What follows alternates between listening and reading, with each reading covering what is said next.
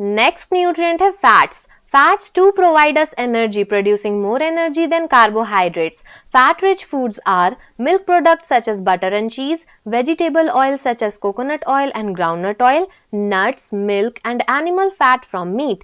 Fats provide more than double the energy provided by carbohydrates or proteins, but still carbohydrates are the preferred source of energy because fats make energy available at a slower pace.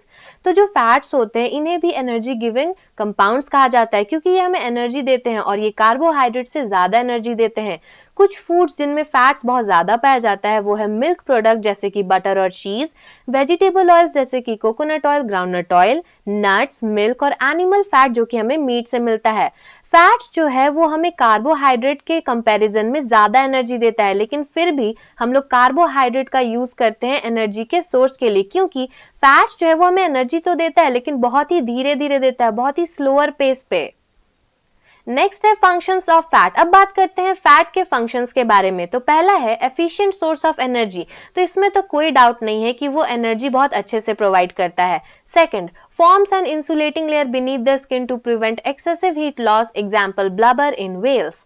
तो ये जो fat होता है वो हमारे skin के नीचे एक इंसुलेटिंग लेयर बना देता है जिसकी वजह से हमारे बॉडी से ज्यादा हीट लॉस नहीं होता. फॉर एग्जाम्पल व्हेल्स में जो है ब्लबर प्रेजेंट होते हैं जिसके वजह से ज्यादा हीट लॉस नहीं होता.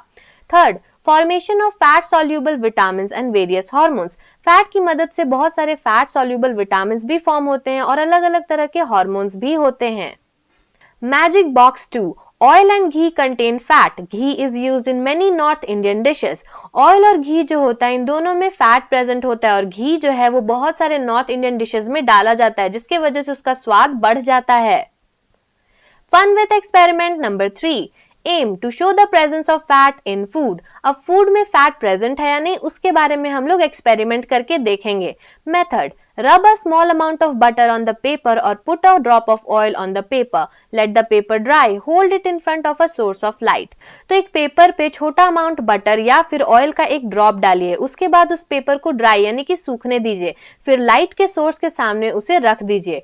Observation and conclusion. The paper becomes smooth, oily and more translucent. तो वो जो पेपर जिसे आपने ड्राई किया है वो ज्यादा ही स्मूथ हो जाएगा, ऑयली हो जाएगा और ट्रांसलूसेंट बन जाएगा. ट्रांसलूसेंट का मतलब है कि वो जो पेपर है उससे कुछ लाइट आर पार जाने लगेगी. Building concepts 1. तो यहाँ पे हम लोग ऐसी चीजें पढ़ेंगे जिससे कि कॉन्सेप्ट आपकी क्लियर हो जाए. पहला है on what factors the nutritional requirement of the body depend.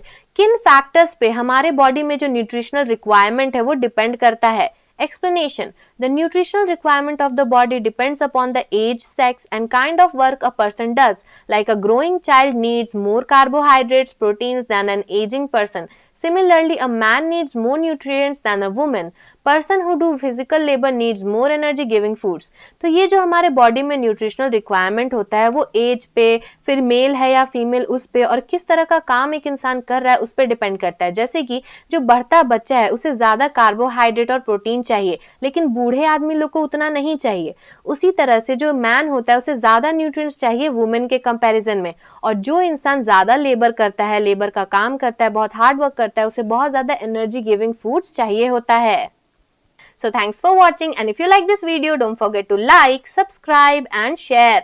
Thank you. Subscribe please.